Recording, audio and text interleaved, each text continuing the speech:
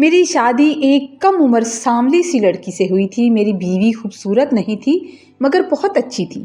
شادی کے 2 مہینے بعد میں دبئی آ گیا۔ آنے سے پہلے سب ٹھیک تھا۔ یہاں آئے ہوئے مجھے ابھی 15 دن ہوئے تھے کہ اچانک سے میری بیوی کی کال آئی اور مجھے کہنے لگی مجھے تم سے طلاق چاہیے۔ میں نے حیران ہو کر کہا کیوں؟ تو کہنے لگی میں نے کہا نا بس طلاق چاہیے تو طلاق چاہیے، اور اس کے بعد کال کٹ گئی۔ میں نے بار بار کال کی مگر پھر اس نے دوبارہ میری کال نہیں اٹھائی اور میرا نمبر بلاک کر دیا گیا۔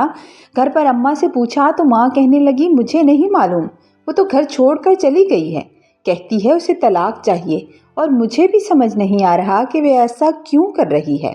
میں حیران پریشان روزانہ اس نمبر پر کال کرتا تھا مگر میرا نمبر بلاک ہو گیا تھا۔ میں نے نئی سم خریدی اور پھر کال کی، لیکن جیسے ہی اس نے میری آواز سنی تھی میرا نمبر بلاک کر دیا تھا۔ ایک دن اماں کی کال آئی، کہنے لگی طلاق دے دو، اگر طلاق مانگ رہی ہے، جب خود سے مانگ رہی ہے تو دے دو۔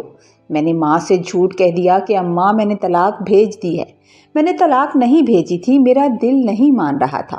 میں دبئی میں ایک کمپنی میں جاب کرتا تھا اور اسی کے ذریعے ہمارا گھر چلتا تھا، اور کمپنی سے 1 سال پہلے چھٹی نہیں مل سکتی تھی۔ میں نے بہت بار چھٹی کا کہا مگر چھٹی نہیں مل رہی تھی۔ میں دن گر رہا تھا کہ کب پاکستان جاؤں۔ آخر 1 سال پورا ہو گیا اور ابھی میں جانے کی تیاریوں میں مصروف تھا کہ مجھے ایک دوست کی کال آئی۔ کہنے لگا بازار میں تمہاری بیوی کو دیکھا تھا، اس کے ساتھ ایک چھوٹا سا بچہ بھی تھا، اور وہ لوگ شاید ہاسپٹل سے آ رہے تھے۔ تمہاری بیوی کو کنولا لگا ہوا تھا، میرے خیال میں وہ بچہ اسی کا تھا۔ میں حیران ہو گیا، پریشان ہو گیا کہ یہ کیا ہو گیا ہے۔ وہ مجھ سے تو طلاق مانگ رہی تھی اور پھر یہ بچہ۔ میں واپس آیا، اپنے گھر نہیں گیا، سیدھا اپنے سسرال گیا تو میں نے دیکھا کہ میری بیوی، میرا نام قمر ہے اور میں اپنی ماں کا اکلوتا بیٹا تھا، اور میری ایک ہی بہن تھی۔ ابا کے مرنے کے بعد اماں نے اپنا سارا زیور بیچا اور مجھے دبئی بھیج دیا تھا۔ ابا کے مرنے کے بعد اماں کے دور پرے ایک رشتہ دار مجھے اپنے ساتھ دبئی لے آئے اور یہاں ایک کمپنی میں میری جاب لگوا دی تھی۔ بس اسی کے آسرے اب ہمارا گھر صحیح سے چلنے لگا تھا۔ پہلے جو تنگ دستی کا شکار تھا، اب ماں کو زیادہ پریشانی نہیں ہوتی تھی۔ پچھلی بار جب میں چھٹی پر آیا تھا تو ماں کہنے لگی تھی کہ مجھے تمہاری شادی کرنی ہے۔ ماں بھی شادی کی ضد کرنے لگی اور بہن بھی کہنے لگی، تو میں نے اماں سے کہا کہ اماں لڑکی اچھی ہونی چاہیے۔ اور پھر ایک دن ماں مجھے کہنے لگی میں نے ایک لڑکی دیکھی ہے، وہ اتنی خوبصورت نہیں ہے لیکن بہت اچھی لڑکی ہے۔ 2 بہنیں ہیں اور ان کی بہت تعریف سنی ہے میں نے۔ لڑکی کا کوئی بھائی نہیں ہے اور اس کا نام فوزیہ ہے۔ باپ ان کا بھی سر پر نہیں ہے، یتیم بچیاں ہیں اور 2 بہنیں ہیں، بھائی نہیں ہے ان کا۔ بہت مشکل حالات دیکھے ہیں انہوں نے اور وہ ہمارے لیے ایک اچھی بہو ثابت ہوگی۔ تو مجھے یہ سننا تھا کہ میں جلدی سے مان گیا۔ مجھے یہ اندازہ تھا کہ وہ گھر کی بڑی بیٹی ہے، تو مجھے 100% اندازہ تھا کہ وہ بھی ذمہ دار ہوگی۔ خیر شادی ہوئی تو میں نے اپنی دلہن کو دیکھا تو وہ بہت سانولی سی تھی، مگر جب میں نے 2 مہینے اس کے ساتھ گزارے تو مجھے اندازہ ہوا کہ اس کا دل کتنا خوبصورت تھا۔ اس کی ہر عادت بہت اچھی تھی، وہ میری بہت عزت کرتی تھی اور میری ماں اور بہن کی بھی بہت عزت کرتی تھی۔ ان کے آگے سے ذرا بھی جواب نہیں دیتی تھی۔ اگر کبھی اماں کو غصہ آتا تو وہ خاموش ہو جاتی، پلٹ کر جواب نہ دیتی، اور یہی عادت اس کی مجھے بہت پسند تھی۔ پاکستان میں ہی تھا کہ میری چھوٹی خالہ کا انتقال ہو گیا۔ میری خالہ اور خالو دونوں بائک پر کہیں جا رہے تھے کہ ان کا بہت برا ایکسیڈنٹ ہوا اور وہ دونوں انتقال کر گئے۔ ان کا ایک بیٹا بھی تھا جس کی عمر تقریباً 16 سال تھی۔ اب وہ بے آسرا ہو گیا تو مجھے میری ماں کہنے لگی کہ میرا دل کرتا ہے کہ میں اسے اپنے پاس لے آؤں۔ میں نے جب یہ سنا تو میں نے اپنی ماں کو اجازت دے دی۔ یتیم بچہ تھا، اس کا نام احمد تھا، تو میں اس کو بالکل ایک بھائی کی طرح ہی پیار کرنے لگا اور اسی طرح اہمیت دینے لگا، اور وہ اماں سے بھی بہت اٹیچ ہو گیا تھا۔ میں نے دیکھا تھا کہ میری ماں اب اکثر اس کے نخرے اٹھانے میں مصروف رہتی تھی۔ اس کو لگتا تھا کہ بچہ یتیم ہے تو اس کا جتنا خیال ہم لوگ رکھ سکتے ہیں اتنا ہی کم ہے۔ کبھی کبھی تو اماں کو اس کی ہر ناجائز سی بات پر بھی اماں جب فوراً سے مان جاتی تو مجھے بہت غصہ آتا تھا، کیونکہ خالہ خالو کا اکلوتا بیٹا تھا اور انہوں نے پہلے ہی اسے کافی بگاڑ رکھا تھا، پڑھتا تھا نہیں، اور میں نے 1-2 بار اسے سگریٹ پیتے ہوئے بھی دیکھا تھا۔ اماں سے شکایت کی تو ماں کہنے لگی تم فکر نہ کرو، میں خود ہی سمجھا لوں گی اسے موقع دیکھ کر۔ اور پھر بس 2 مہینے گزار کر میں تو واپس آ گیا تھا، اور واپس آئے ہوئے ابھی 15 دن ہی ہوئے تھے کہ اچانک سے بیوی کی کال آئی اور کہنے لگی مجھے طلاق دے دو۔ میں اس کی بات سن کر حیران ہو گیا۔ میرا اس سے رابطہ نہیں ہو پا رہا تھا، تو 1 سال بعد چھٹی لی اور پاکستان واپس آیا تھا۔ میں اپنے گھر نہیں گیا تھا، میں نے گھر والوں کو نہیں بتایا تھا، میں سیدھا اپنے سسرال چلا گیا۔ جب میں اپنے سسرال میں داخل ہوا تو میں نے دیکھا کہ میری بیوی ایک چارپائی پر لیٹی ہوئی تھی، اس کے ساتھ ایک چھوٹا سا بچہ بھی تھا۔ مجھے گھر میں آتا دیکھ کر وہ پریشان ہو گئی اور ایک دم سے اٹھ کر بیٹھ گئی۔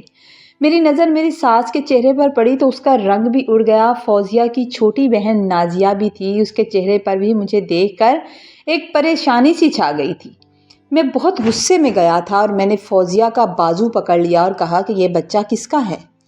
تم تو مجھ سے طلاق مانگ رہی تھی، تم نے میرے ساتھ ایسا کیوں کیا؟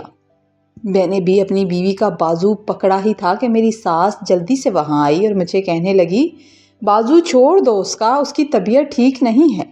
تم نے جو پوچھنا ہے وہ جا کر اپنی ماں سے پوچھو یا اپنے بھائی سے پوچھو۔ میں نے کہا نہیں، مجھے آپ بتائیں یہ بچہ کس کا ہے، اور یہ ابھی تک میری بیوی ہے، میں نے تو اسے طلاق نہیں دی۔ جیسے ہی میں نے بچے کے چہرے سے کپڑا ہٹایا تو اس کی شکل بالکل مجھ سے مل رہی تھی۔ میری بیوی ٹینشن میں کانپ رہی تھی۔ مجھے دیکھ کر وہ بہت پریشان ہو گئی تھی، جیسے سمجھ نہ پا رہی ہو کہ مجھے کیا جواب دے۔ اس سے بات بھی نہیں ہو رہی تھی۔ میری ساس اور میری بیوی میری بات کا جواب نہیں دے رہی تھی۔ میں نے بہت بار پوچھا، ان کا بس یہی کہنا تھا کہ اس سوال کا جواب تم جا کر اپنی ماں سے لو۔ تمہاری ماں بہتر جانتی ہے کہ اس بات کا جواب تمہیں کیا دینا ہے، وہی تمہیں سچ بتائے گی کہ سچ ہے کیا۔ جب کافی دیر بحث کرتا رہا اور بحث کرنے کے بعد مجھے کوئی مثبت جواب نہیں دیا گیا تو میں جانے لگا کہ میری سالی اچانک سے بولی بھائی مجھے آپ سے بات کرنی ہے، آپ مت جائیں۔ میری ساس جلدی سے آگے بڑھی اور اس کا بازو پکڑ کر اسے کمرے میں لے کر جانے لگی، مگر وہ اپنا بازو چھڑوا رہی تھی۔ میں اس کی بات سن کر رک گیا۔ میں نے کہا ہاں نازیہ بولو، میں تمہاری بات سنے بغیر یہاں سے اب نہیں جاؤں گا۔ وہ چیختے ہوئے ماں سے بولی اماں چھوڑو مجھے بھائی کو بتانے دو، وہ ہماری بات کا یقین ضرور کرے گا۔ اس نے زبردستی میری ساس سے اپنا بازو چھڑوایا تھا اور جلدی سے میری طرف آئی تھی۔ میرے سامنے کھڑے ہو کر کہنے لگی اگر میں کوئی بات آپ کو بتاؤں تو کیا آپ میری بات کا یقین کریں گے؟ اگر وہ بات آپ کے گھر والوں کے خلاف ہو تو بھی؟ اس کی اس بات سن کر میں خاموش سا ہو گیا، کچھ سوچنے لگا اور پھر سوچ کر بولا ہاں تم بولو تو صحیح۔ تو وہ بولی کہ میں آپ کے جانے کے بعد آپ ہی سے ملنے آپ کے گھر گئی تھی تو آپ کے کزن احمد نے مجھ سے بہت بدتمیزی کی اور میں نے اس پر ہاتھ اٹھا دیا۔ وہ اچھے کردار کا لڑکا نہیں ہے۔ اس بات پر آپ کی اماں نے بہت ہنگامہ کیا، گھر پر بہت لڑائی ہوئی، میری آپی پر بھی ہاتھ اٹھایا، ہمیں دھکے دے کر گھر سے نکالا، اور آپ کی ماں میری بہن سے کہنے لگی کہ اگر تم کمر سے طلاق نہیں لوگی تو میں تمہاری بہن نازیہ کو اٹھوا لوں گی احمد کو کہہ کر۔ وہ لوگ ہمیں مجبور کرتے رہے کہ طلاق لے لیں، اسی وجہ سے آپی نے آپ سے رابطہ کیا اور آپ سے وہ کہا تھا۔ ان لوگوں نے ہمیں دھمکی دی تھی کہ اگر آپی نے آپ سے بات کی یا آپ کو بتایا تو وہ ہمارے ساتھ بہت برا سلوک کریں گے۔ ہم ماں بیٹیاں، ہمارا دنیا میں کوئی نہیں ہے، کوئی بھائی ہوتا یا باپ ہوتا تو شاید یہ حالات نہ ہوتے۔ ہم مجبور عورتوں کو بلیک میل کیا گیا۔ جب آپ کی کال آتی تھی تو آپ ہی ڈرتی تھی کہ کہیں آپ اپنی ماں کے کہنے پر یا اس کے کہنے پر اس کو طلاق نہ دے دے، اس لیے اس نے آپ کا نمبر بلاک کر دیا تھا اور آپ سے بات بھی نہیں کرتی تھی۔ ہم نہیں جانتے کہ انہوں نے آپ کو کون سی کہانی یا کیا کہانی سنائی ہے، مگر سچ تو یہی ہے کہ میرے اس تھپڑ کی وجہ سے وہ لوگ میری بہن کی زندگی خراب کر رہے ہیں۔ اور احمد مجھے کالج جاتے ہوئے بھی اکثر تنگ کرتا ہے، دھمکیاں دیتا ہے، بدتمیزی کرتا ہے۔ اگر آپ کو میری بات کا یقین نہ آئے تو آپ کل راستے میں دیکھ لیجئے گا۔ میں خاموش ہو کر وہاں بیٹھ گیا تھا، میرے پاس کسی بات کا کوئی جواب نہیں تھا۔ فوزیہ کی آنکھوں سے مسلسل آنسو بہہ رہے تھے۔ پھر میں نے پوچھا کہ یہ میرا بیٹا ہے نا؟ تو وہ روتے ہوئے سر ہلانے لگی۔ پھر میں نے اس سے کہا کہ تم اماں کے نمبر پر ابھی کال کرو اور کہو کہ تم مجھ سے طلاق نہیں لوگی۔ میں چاہتا تھا کہ اس بات کی تصدیق ہو جائے اور میں اپنی ماں پر بھی الزام نہیں دینا چاہتا تھا۔ اس نے اسی وقت میرے کہنے پر جب اماں کو کال کی تو اماں نے کال اٹھائی اور کال اٹھاتے ہی اسے گالیاں دینے لگی کہ منحوس عورت تم نے مجھے کال کیوں کی۔ جب فوزیہ نے کہا کہ اماں میں قمر کے ساتھ رہنا چاہتی ہوں، مجھے اللہ نے ایک بہت پیارا بیٹا دیا ہے، میں اس سے طلاق نہیں چاہتی۔ جب میری ماں نے یہ بات سنا تو سن کر غصے سے بھڑک اٹھی اور کہنے لگی تمہارا دماغ کچھ زیادہ ہی خراب ہو گیا ہے۔ آج احمر کو کہتی ہوں تمہاری بہن کو اٹھوا ہی لے، تم لوگ نہیں سدھر سکتے، تم دیکھنا تمہارے ساتھ میں کرتی کیا ہوں۔ میرے بیٹے کو گئے ہوئے تو اتنا عرصہ ہو گیا ہے، فضول میں کوئی کہانی مت سناؤ، جس کا بچہ ہے اسی کے ساتھ بھاگ جاؤ، اور وہ تمہیں طلاق بھیج چکا ہے۔ اماں غصے میں اور بھی بہت کچھ کہہ رہی تھی، الزامات لگا رہی تھی۔ میں نے موبائل پکڑا اور کال کاٹ دی تھی۔ میں یہ سوچ کر حیران تھا کہ میری ماں کیسی کیسی باتیں اور کیا کیا کہہ رہی تھی۔ میں نے اپنی ماں کا یہ روپ کبھی نہیں دیکھا تھا۔ میرے لیے تو میری ماں کا رشتہ بہت محبت بھرا اور مخلص تھا۔ مجھے یقین نہیں آ رہا تھا اور میری آنکھیں دھندلا گئی تھیں۔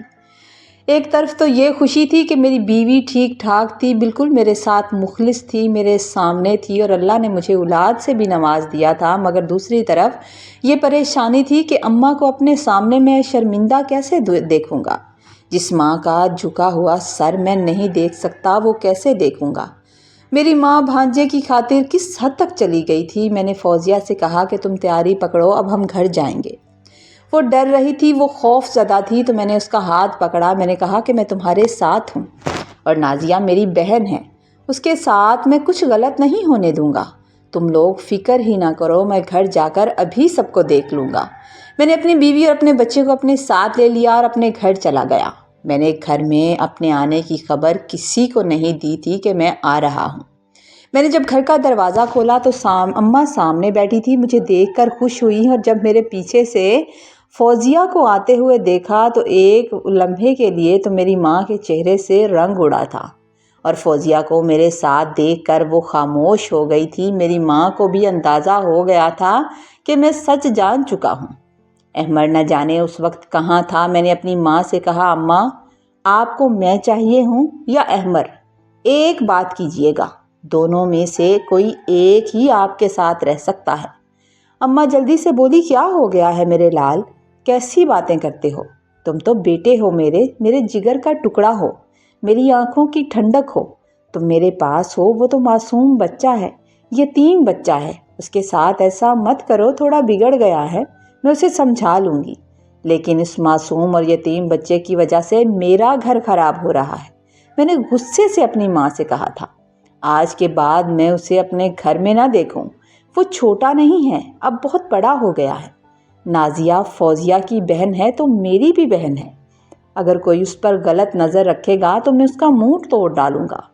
آپ سوچ لیں، اس کا دماغ سیٹ کر لیں، اسے اچھے سے سمجھا لیں، یا پھر وہ لوگ گھر چھوڑ کر چلے جاتے ہیں یا پھر ہم لوگ گھر چھوڑ کر چلے جاتے ہیں۔ میری اس بات پر میری ماں جلدی سے میرے پاس آئی اور میرا ماتھا چومنے لگی، ماتھا چوم کر میرے آگے ہاتھ جوڑ کر بولی خدا کے لیے مجھے معاف کر دو، اسے بھی معاف کر دو، میں اسے ضرور سمجھا لوں گی۔ آج کے بعد وہ تمہیں یا فوزیہ کو میری طرف سے کوئی شکایت نہیں ہوگی۔ میں نے احمر کے چچا کو کال کی اور ان کو کہا تھا کہ اسے آ کر لے جائیں، اگر وہ پڑھنا چاہتا ہے یا کچھ بننا چاہتا ہے یا کوئی کاروبار بھی کرنا چاہتا ہے تو جتنا خرچ آئے گا وہ میں دوں گا، لیکن اس کو میں اب اپنے گھر میں نہیں رکھ سکتا۔ میری اپنی بھی بہن ہے گھر میں، جب وہ میری سالی پر نظر رکھ سکتا ہے تو میرے گھر پر نظر کیوں نہیں اٹھا سکتا؟ میں اب اس پر بھروسہ نہیں کر سکتا تھا۔ رشتوں کی مدد ضرور کرنی چاہیے، مگر یہ خیال رکھنا چاہیے کہ انہی رشتوں سے پھیلی ہوئی آگ جو ہے وہ آپ کا اپنا دامن نہ جلا دے۔ رشتوں میں اندھی تکلیف اور کسی کی غلط حمایت جو ہے وہ پورے گھر کو برباد کر دیتی ہے۔ اسی لیے ہمیں ہمیشہ سچ کا ساتھ دینا چاہیے تاکہ معصوم لوگ کبھی بھی ناانصافی کا شکار نہ ہو۔ اپنوں پر بھروسہ کرنا اچھی بات ہے، لیکن آنکھیں بند کر کے ہر اپنے پر کی باتوں کا یقین کرنے کی بجائے حقائق کی تصدیق ایک دفعہ ضرور کرنی چاہیے تاکہ غلط فہمیوں کی وجہ سے رشتے نہ ٹوٹیں۔ ایک مرد کو چاہیے کہ وہ اپنی بیوی اور اپنے بچوں کے حقوق کے لیے مضبوط ڈھال بنے اور کسی کو بھی، چاہے وہ کتنا ہی قریبی رشتہ کیوں نہ ہو، اپنے گھر کا سکون غارت کرنے کی اجازت کبھی نہ دے۔ باقی سٹوری اچھے لگے تو سٹوری کو لائک کیجئے گا، اپنا خوبصورت سا کمنٹ کیجئے گا، اور چینل پر نئے ہیں تو پلیز چینل کو سبسکرائب کیجئے گا۔ خوش رہیے، آباد رہیے اپنی فیملی کے ساتھ۔